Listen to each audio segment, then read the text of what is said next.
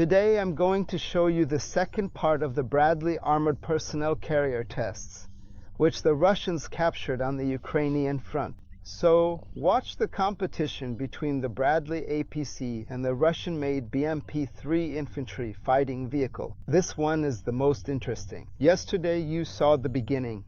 Today watch the continuation. And don't forget to like, subscribe, and leave your comments and questions. It's important to us, and we really appreciate it. Thank you. Watch and comment. BMP-3 versus American Bradley. Let's see.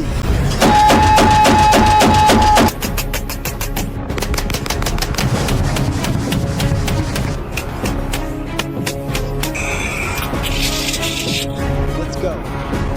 Woohoo! Damn. It's burning there. When a Russian engineer is bored, he attaches a cannon to a cannon. This is exactly what happened with the BMP-3. Today we have a legendary confrontation. The American Bradley versus our BMP-3. The BMP-3 is armed with a 2A70 gun, which is a 100mm caliber. There's also a 2A72 gun, which is a 30mm caliber. It also has a tank-mounted Kalashnikov machine gun and a Bastion ATGM. The American Bradley IFV, in addition to having an FN MAG machine gun here, is also equipped with an anti-tank guided missile system called TOW. And the main weapon is a 25mm M242 Bushmaster cannon.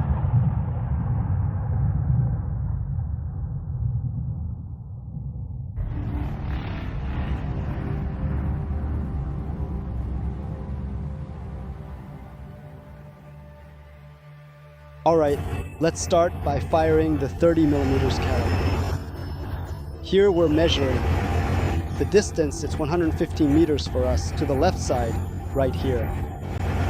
We're firing with the 30mm caliber. Let's go.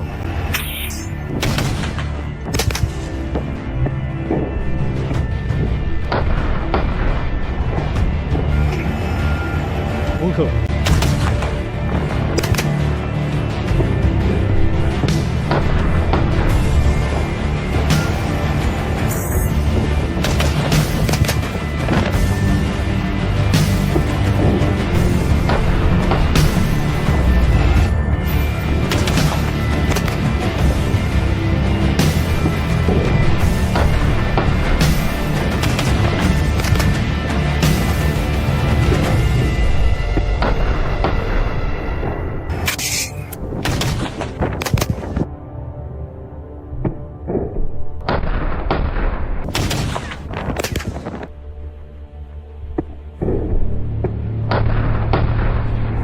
Alright, now let's shoot at the turret a little bit.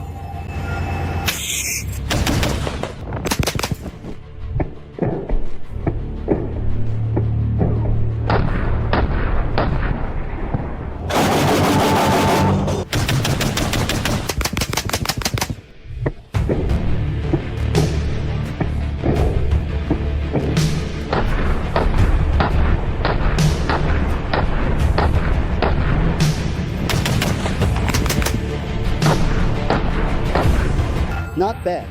Now a shot at the dummy, the one on the left.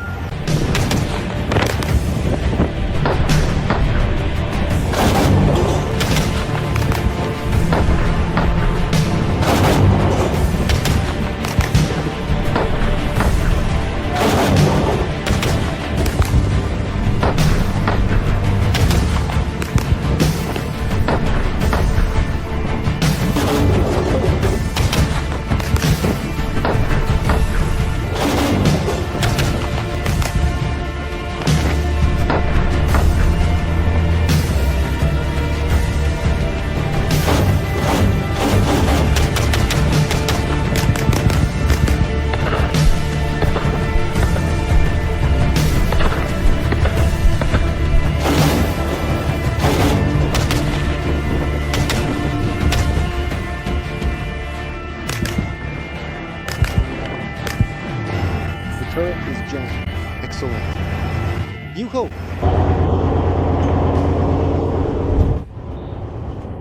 Awesome. I liked it. The 30 works great and doesn't deafen you too much. But later, when you fire in bursts, it gets a bit smoky and it's not very comfortable to shoot. Now we're switching to the original. Ooh, nice! There's a Cheburashka here too. This is how you control it. See this thing blinking? That means I've locked onto the target. This button here is responsible for target lock. There, I've locked it. That's it. Even if I turn in different directions, the target stays locked. See, it moves, right? Well, I mean, it doesn't move very fast, but still, it moves. If we have a misfire, we'll need to press this button. This button, it should start blinking. That will mean a misfire. Then it will eject it. Firing works like this. We control it with the Cheburashka handle. Right now, the mechanism here is damaged, so we'll be operating it manually. That's in case the electronics stop working. This is auto-targeting.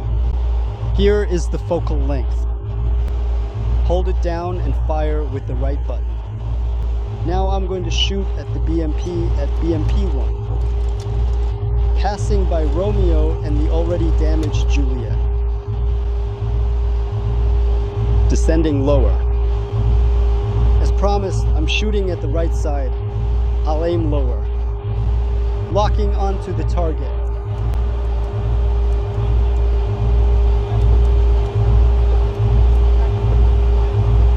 And here we go.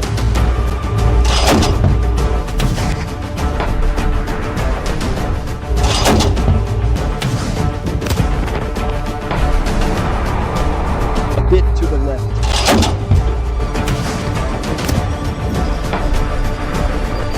And now at Solis.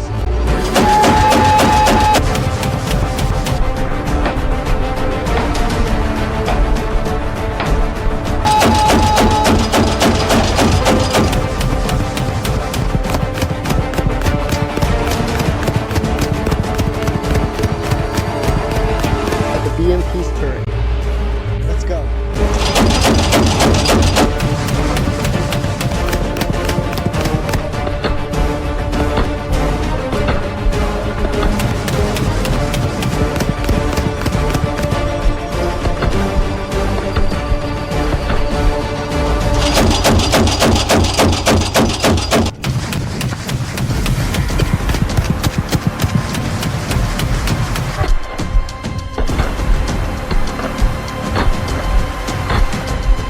Just a bit lower.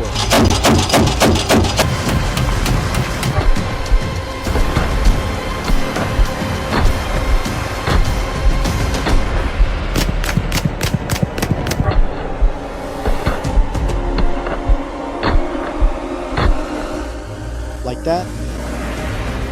Now it's Romeo's turn.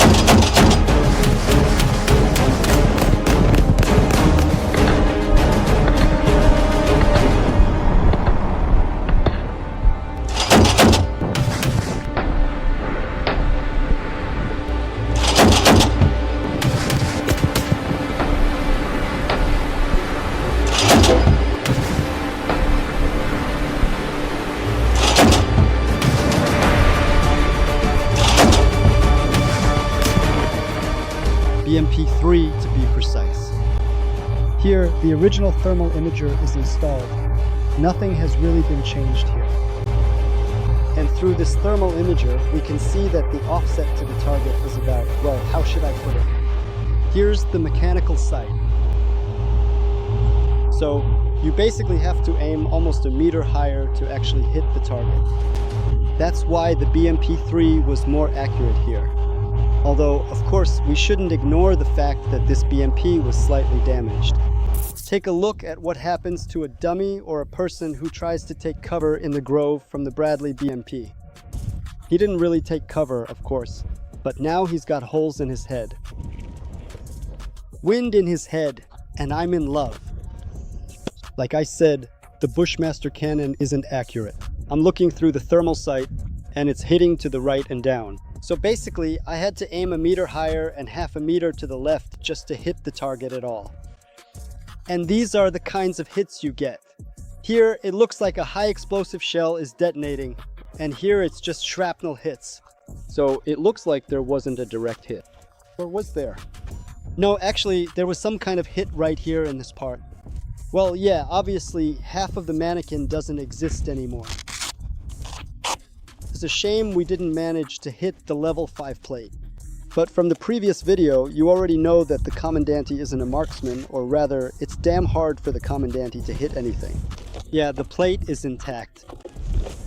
That means it's kind of asking for an encore. And maybe that's exactly what will happen. We'll stick it onto this part and try to do the same thing again. Whether you like it or not. I'm going to do it. There are also some penetrations in the butt, actually. And splinters were flying in all directions around it. So here we can conclude that it won't save you from a .25 caliber. Here's a fragment of a shard, by the way. Look how big it is. It's huge. Chopping up splinters with this is actually pretty impressive. See the shrapnel effect? It even chops through some metal parts.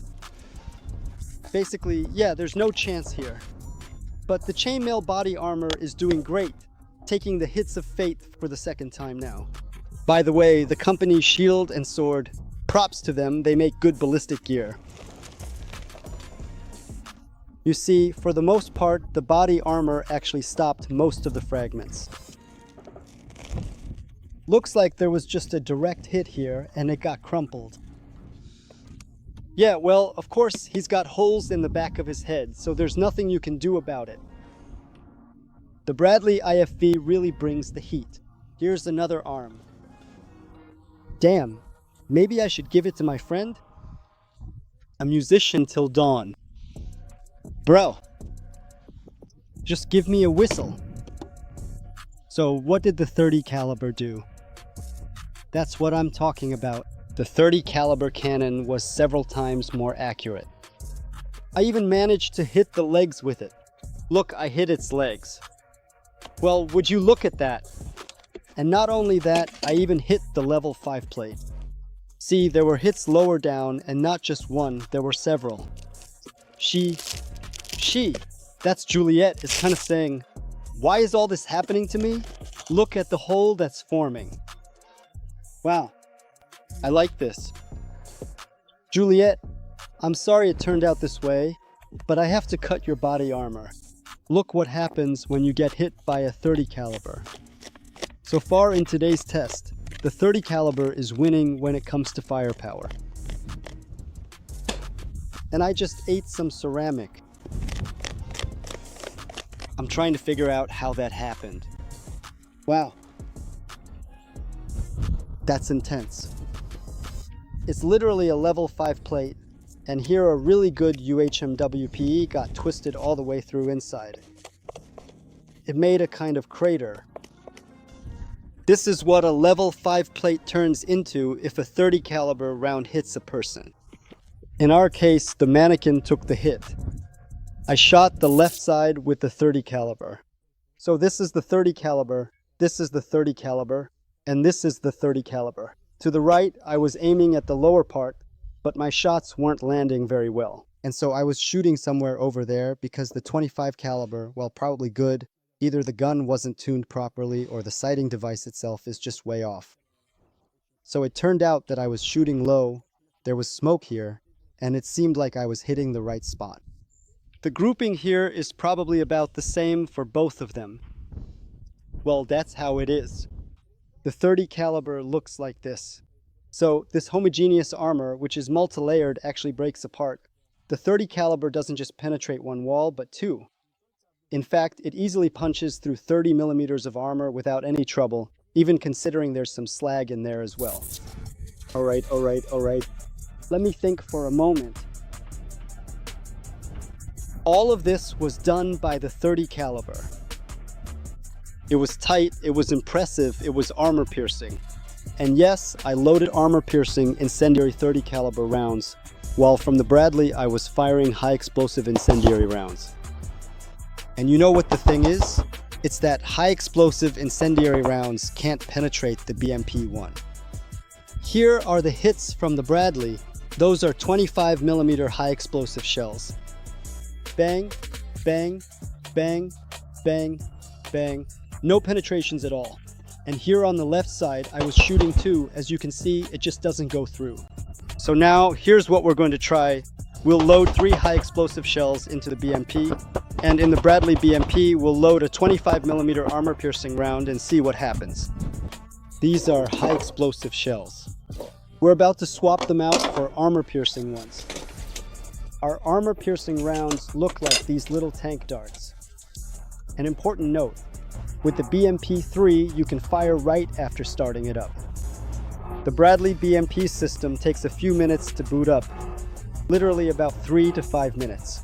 So that's also a very important detail. I want to see what happens if you're an infantryman standing next to the Bushmaster cannon when the Bradley fires at a pretty fast rate from a fairly close distance. It's literally just 115 meters here. The Bushmaster cannon is firing 25mm caliber on the American Bradley IFV. We're firing armor-piercing rounds at the turret of the BMP-1.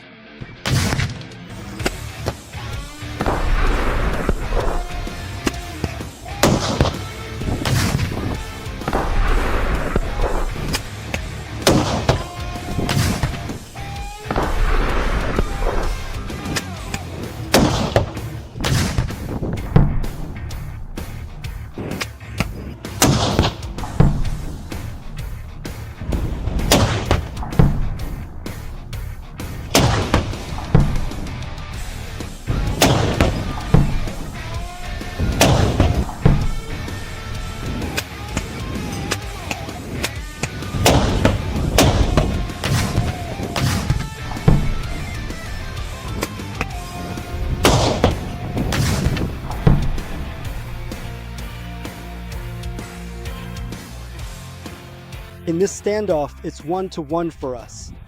Now this is a 30mm with high explosive fragmentation effect. And down here, a storm of armor-piercing rounds broke out. So these are literally penetrators that, in the truest sense of the word, broke off and tore out part of the BMP-1 turret at the front and on the top. This piece here used to be in place, but now it's gone too. And here you can see the effect of the penetrators as well, right? First, second, and third. It literally rips out a huge chunk in a burst. So our 30mm can punch through as well, which is actually not bad either. But here, too, the effect is interesting. The armor-piercing round literally breaks off chunks of armor. You see, the 30mm just punches a hole straight through. So even if it's really close, it's just a hole. But here, it actually breaks off a chunk, both from the turret and here on the side. This piece right here. Here it was. Yep. Something like this, apparently. Or maybe the other way around, like this.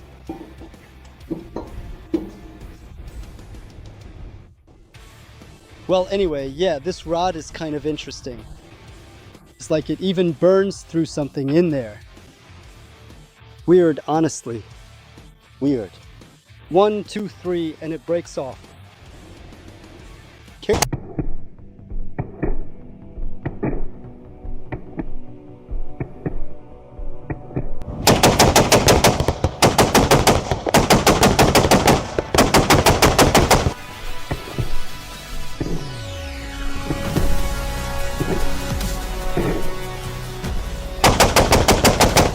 The BMP-3 works perfectly because it has less electronics. Apparently that's why it's cheaper, and that's also why it's twice as light. At the moment, it's obvious that the Bradley hardly fires the way the operator, gunner, or commander wants it to, because some of the electronics are malfunctioning, and it only fires single shots. And that's definitely a big drawback.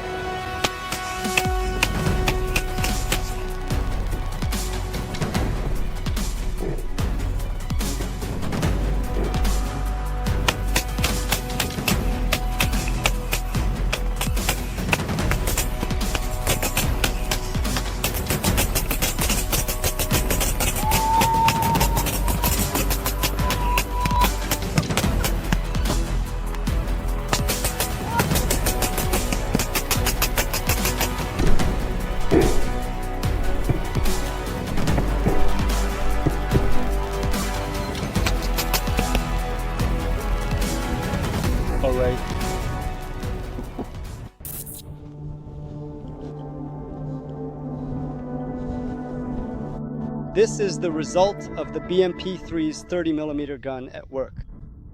I literally split this pile in half. So basically, anything that was behind here, most likely I would have destroyed it, whether it was armored vehicles or, I don't know, some other thing.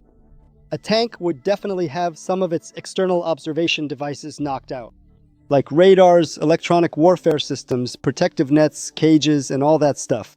By the way, when it comes to tanks, the Bradley IFE doesn't really have anything left to shoot at them with. But now, let's load up a 100mm round from the BMP-3. I think this mound is still standing just like before. The 25mm didn't do anything to it at all. There were some hits, of course, on the upper part.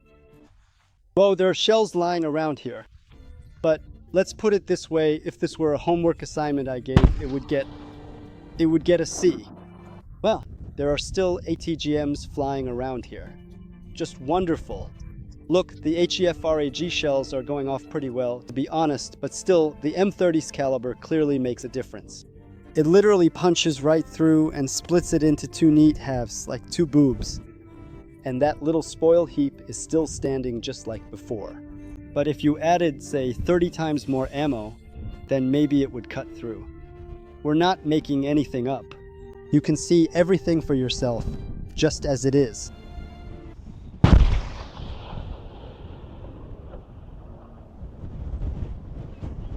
Well, cool.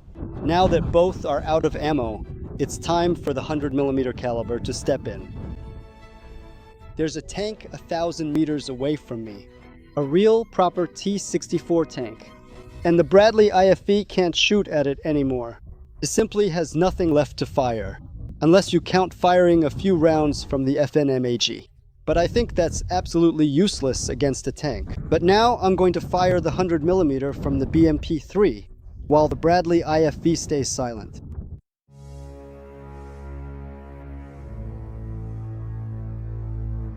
Loading up.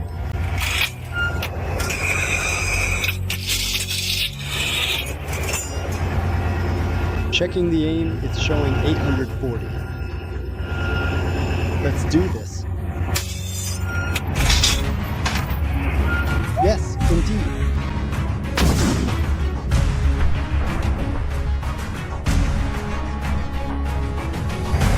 Is it now time to pack up?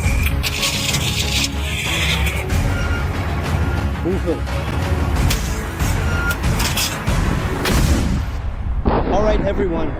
It's time to get moving. Let's embark on this journey and begin our adventure without any further delay. We are ready to proceed and start now. Woohoo! Let's go. Woohoo! Oh!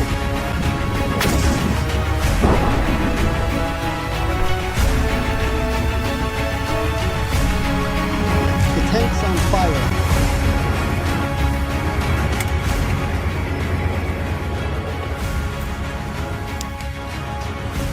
Power. Awesome!